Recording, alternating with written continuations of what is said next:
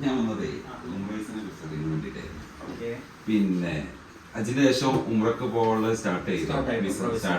മുതൽ ഉംറ visa start ചെയ്തു. നമ്മൾ ആപ്ലിക്കേഷൻ തന്നെ ഇന്ന് ഇപ്പോൾ 1-2 ആപ്ലിക്കേഷൻ നമ്മൾ പോസ്റ്റ് ചെയ്തു. പോകാനാണ്. പിന്നെ ഇപ്പോ അതിന് ശേഷം സ്റ്റാർട്ട് ചെയ്തോ അതേപോലെ തന്നെ സ്റ്റാർട്ട് ചെയ്യുന്ന സമയമാണ്. പിന്നെ ഈ ഉംറ വിസനെ കുറിച്ചൊക്കെ പുതിയ അപ്ഡേഷൻ ഒക്കെ എന്തൊക്കെ വന്നിട്ടുണ്ടെന്ന് പഴയ പോലല്ലോ എന്നൊക്കെ പറഞ്ഞാൽ എന്താ സംഭവം? ഉംറ വിസ ഇപ്പൊ നമുക്ക് മിനിയാന്ന് മുതൽ അടിക്കാൻ തുടങ്ങിയിട്ടുണ്ട്. പക്ഷെ ഇപ്പോഴും റെയിൽവേ കയറിയില്ല. ഇന്നൊക്കെ നമ്മൾ ആപ്ലിക്കേഷൻ കൊടുത്തിട്ടുണ്ട്. ഏകദേശം 2 ദിവസത്തിനുള്ളിലായിട്ട് വിസ ഇറങ്ങുന്നുള്ളതാണ്.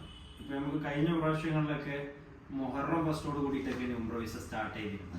ഇപ്പൊ ഈ പ്രാവശ്യം നമുക്ക് ദുൽഹിജ്ജ 15ഓട് കൂടിയിട്ട് തന്നെ ഉംറ വിസ സ്റ്റാർട്ട് ആയിട്ടുണ്ട്. എല്ലാ പ്രാവശ്യത്താണ് മുന്നേ. അവിടെ ഹജ്ജിന്റെ ആളുകളൊന്നും ഇപ്പോഴും മക്കത്തുനിന്ന് തിരിച്ചു പോന്നിട്ടില്ല. അതിന് മുന്നേ തന്നെ ഉംറക്കാർക്ക് അനുമതി കൊടുത്തിട്ടുണ്ട് എന്നുള്ളതാണ് ഇപ്പോൾ വാർത്തയിൽ കൂടി കാര്യങ്ങളൊക്കെ അറിയാം. നമുക്ക് സർക്കുലറൊക്കെ ഒന്ന് നമ്മൾ സ്റ്റാർട്ട് ചെയ്തിട്ടുണ്ട്. അതിനൊക്കെ ഒരുപാട് ആപ്ലിക്കേഷനുകൾ എടുത്തു. ചാർജും നോർമൽ ചാർജാണുള്ളത്. 2 ദിവസത്തിനുള്ളിൽ തന്നെ നമുക്ക് വിസ ഇറങ്ങും. അപ്പോൾ നമുക്ക് വിസിറ്റിംഗ് വിസനെക്കാട്ടിയൊക്കെ സിമ്പിളായിട്ട്, വളരെ സിമ്പിളായിട്ട് എന്ന് പറഞ്ഞു കഴിഞ്ഞാൽ ഇന്ന് വിസ കൊടുത്തു കഴിഞ്ഞാൽ നമുക്ക് ഇന്ന് തന്നെ വിസ ഇറങ്ങും. ഇന്ന് വൈകുന്നേരത്തോട് കൂടിയിട്ട് തന്നെ നമുക്ക് യാത്രയും ചെയ്യാൻ പറ്റും. അത്ര സിമ്പിൾ ആയിട്ടാണ്. ഇന്നിപ്പോ വിസ ഇറങ്ങിയ ആൾക്കാർക്ക് ഇന്ന് വൈകുന്നേരം തന്നെ യാത്ര ചെയ്യാം.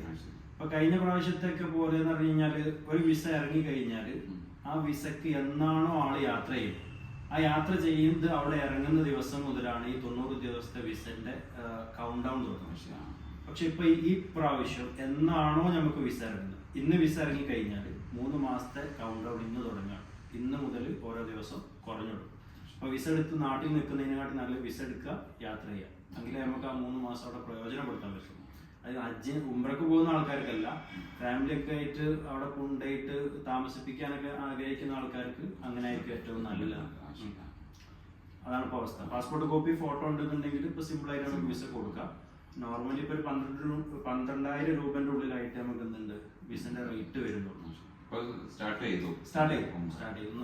ഇന്ന് തരാണെന്നുണ്ടെങ്കിൽ നമുക്ക് നാളെ തന്നെ വിസ ഇറങ്ങുന്ന രൂപത്തിൽ ചെയ്യാൻ പറ്റും. ഞാൻ അതിനെ കുറിച്ച് അറിയാൻ വേണ്ടിട്ട് വന്നതാണ്. ഓക്കെ, ഞാൻ അറിയിക്കാം.